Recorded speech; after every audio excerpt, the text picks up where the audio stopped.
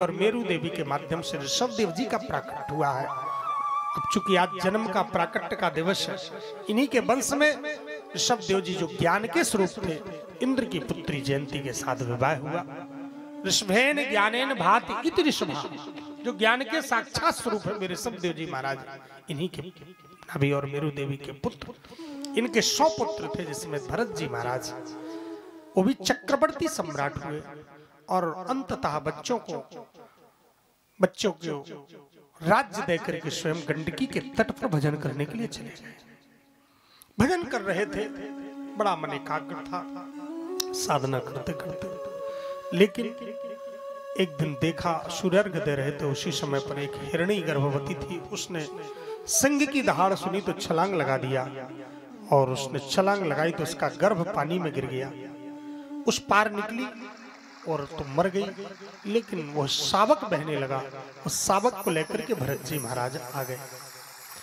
भरत जी ने सोचा कि इसका मेरे अलावा तो कोई है नहीं, और यही बंधन का कारण है, यही अज्ञानता का कारण है। किसी जीव की रक्षा करना किसी के लिए मना नहीं है, किसी भी जीव की रक्षा, लेकिन उस जीव पर इतने आसक्त मत हो जाओ कि अपना धर्म कर्म और अपना लक्ष्य ही भूल जाओ। अपना भरत जी महाराज भजन करते, माला जपते, और हिरण का छौना आता, दुबक दुबक के गोदी में बैठ जाता, कभी माला चाटने लगता, कभी गाल चाटने लगता। तो इनका जो ध्यान केंद्रित रहता था, भगवान में लगता था, अब वो हिरण में लगने लगा। यही साधना भंग होना होता। संग को संग का बहुत, जैसा करोगे संग वैसा चढ़ेगा रंग। ना भी गांजा पीते हो, गांजेड़ी के साथ बैठने लगो तो गांजा पीना अपने आप। जुआरी के साथ बैठने बन रहो, देखते देखते देखते पत्ते फेंकना आने लगे। शराबी के साथ बैठने भर लगो, शराब किसी को नहीं सिखा सकती, लेकिन शराबी सिखा सकती। मास्टर के पास बैठते भर रहो तो अनपढ़ हो, पढ़े लिखे हो जाओ। डॉक्टर के पास बैठने लगो, सुई लगाना अपने आप आ जाए। इसलिए सेवस्य साधु पुरुषम जहि काम तृष्णान, साधु पुरुषों का संग करना चाहिए, अच्छे लोगों को।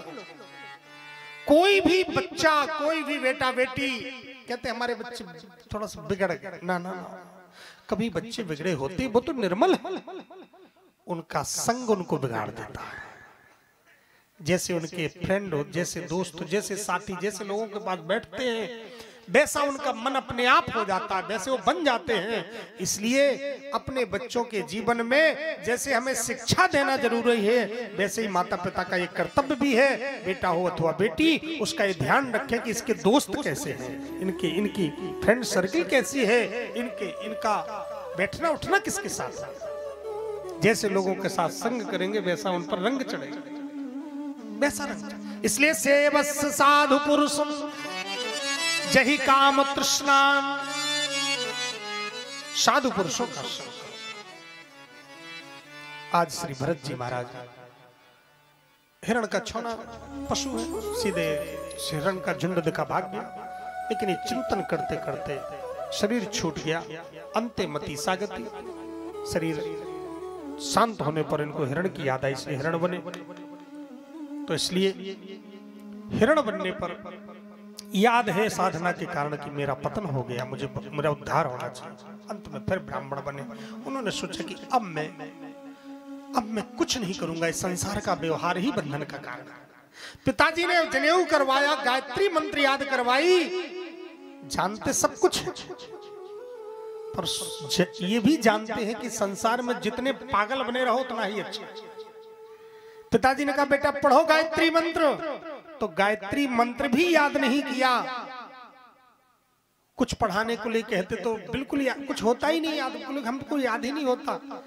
तो इनका नाम जड़ भरत पड़ गया। जड़ बुद्धि थे तो बहुत बड़े ज्ञानी, लेकिन इन्होंने अपने आप को जड़ साबित किया कि मुझे संसार, क्योंकि अभी गायत्री मंत्र पढ़ाएंगे तो फिर दूसरी पुस्तक लेके पढ़ाएंगे, फिर रामायण पढ़ाएंगे, फिर भागवत कराएंगे, फिर पढ़ा के भागवत कहेंगे वृंदावन जाओ भागवत पढ़ के आओ, फिर वृंदावन में भागवत पढ़ के आएंगे तो फिर कहेंगे कमाई करो, फिर शादी कर देंगे तो फिर लड़के बच्चे पालो पोसो, फिर लड़के बच्चों को पढ़ाओ लिखाओ, ये सब करते करते जिंदगी बीत जाएगी। इसलिए भरत जी निश्चिंत रहते। अब जब कुछ करते ही नहीं, पागल से बने रहते जो, तो उनका विवाह नहीं हुआ। भाइयों का विवाह हो गया तो भरत जी महाराज को कहते, चलो भरत जी को जाओ तुम खेत में रहो, वहीं रह, सड़ा गला दे देते, लेकिन हष्ट पुष्ट रहते, निश्चिंत रहते। जाओ खेत रखाओ तो खेत में भी चिड़िया आती खाती, तो कहते राम जी की चिड़िया, राम जी का खेत खा लो चिड़िया बराबर। काम ना करने के दो तरीके, एक तो मना कर दो कि मैं खेत नहीं रखाऊंगा, या दूसरा कर दो खेत को अपने आप कह दो पशुओं से खाओ, जितना खाना है उतना खाओ, दोबारा कोई कहेगा ही नहीं कि खेत रखाओ। काम को बिगाड़ दोगे तो कोई कहेगा ही नहीं। तो किसी काम को बनाते ही नहीं थे, बिगाड़ देते, जो होना हो सो। घर वालों ने भगा दिया इनको, घूमने लगे अपने जंगल में, जहां मिल जाए खा लेते। एक चोरों के सरदार ने मनौती किया था, अगर हमें बेटा हो जाएगा तो नरबली चढ़ाएंगे। एक मनुष्य को पकड़ करके लाए तो वो भाग गया किसी कारणवशात। कहा अपने सेवकों से, जाओ किसी को पकड़ के लाओ, बढ़िया हट्टा कट्टा हो, जिसमें हमारी भद्रकाली प्रसन्न हो। यही जड़ भरत जी मिल गए, पकड़ करके ले गए, बढ़िया नहलाया धुलाया। कई दिनों में तो नहाए थे, नहाते भी नहीं थे, और नहा धो करके खिलाया पिलाया बढ़िया। भरत जी सोचे आज तो चकाचक घुट रही है, बढ़िया बढ़िया 56 भोग मिल रहा है, कारण क्या है? और भद्रकाली के सामने ले गए, तलवार हाथ में लिया है, बोले सिर झुकाओ। समझ गया, इसलिए खिलाया पिलाया, ये संसार का स्वभाव है, मेरी बलि चढ़ना है इसलिए 56 भोग खिलाए गए। आज तक तो सुना गला मिलता था। तो श्री भरत जी को कोई चिंता नहीं, कम मरी हो कब भेंटी हो पूर्ण परमानंद। वो तो सोचते थे कि जितनी जल्दी मेरी मुक्ति हो, जितनी जल्दी शरीर छूटे। सिर झुका दिया, जो प्रभु की इच्छा। पर ध्यान देना, जैसे ही सिर झुकाया उस डाकुओं के सरदार ने तलवार को मारने को किया, उसी समय भद्रकाली घबरा गई। भद्रकाली ने सोचा कि ये महापुरुष, ये मूर्ख पहचान नहीं पा रहा है, अगर इनका मेरे सामने वध हो गया तो मुझे कोई क्षमा नहीं करेगा।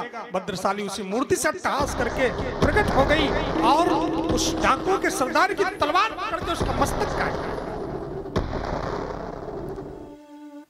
मस्तक काट दिया उस सरदार का। उसको लगा महाराज सब भाग गए। श्री भरत जी से क्षमा मांगी भद्रकाली ने, मुझे क्षमा कर दो। कहने का मतलब, जो भगवान का भक्त होता है उसके सभी देवता सम्मान करते हैं। जो भगवान का भक्त होता है उसके सभी देवता सम्मान करते हैं। कोई भी उसके सामने टिक नहीं सकता भक्त के सामने। पर अंत में चले हैं, रघुगण नाम का राजा था, उसकी पालकी पर बैठ करके कपिल भगवान से उपदेश लेने के लिए जा रहा था। एक कहार की जरूरत पड़ गई तो उसी में लगा दिया। जैसे ही देखे चींटी आदि दिखती उसी समय ये छलांग लगा देते तो उसके मस्तक तड़ाक करके लगा। उसने फटकार लगाई, उस पालकी को रोका और न जाने क्या क्या अपशब्द कहने लगा। भरत जी सुनने लगे। पर एक बात निवेदन करूं, बड़ा भावाटवी का वर्णन है, बस मैं एक बात निवेदन करूं समयानुसार कि भरत जी अपने संपूर्ण जीवन में नहीं बोले, केवल रघुगण से बोले।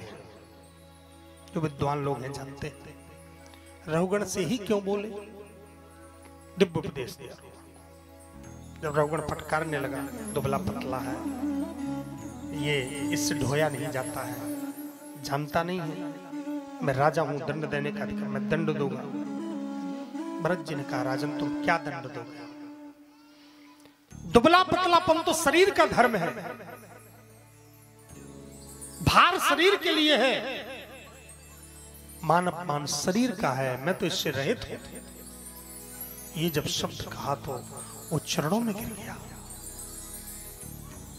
चरणों में गिर गया। महाराज मैं किसी से नहीं डरता हूं, लेकिन डरता हूं तो किसी भक्त और ब्राह्मण के अपमान से डरता हूं। ब्रह्म को लाओ, क्षमा करो महाराज। केवल रघुगण से बोले, क्यों बोले? बस मैं इतना निवेदन करूं, श्री भरत जी महाराज इसलिए बोले क्योंकि ये और कोई नहीं था रघुगण। जिस हिरण के कारण 3 जन्म लेना पड़ा भरत जी को, वही हिरण ही संत के संग के कारण, संत के तलवा चाटने के कारण, संत के भोजन करने के कारण, संत के सानिध्य में रहने के कारण वो पशु से उसको राजा की गति मिली और राजा बना है। वही रघुगण, वही हिरण ही रघुगण के रूप में। ऐसा संतों का कथन, दिव्य उपदेश दिया भट्टवी का।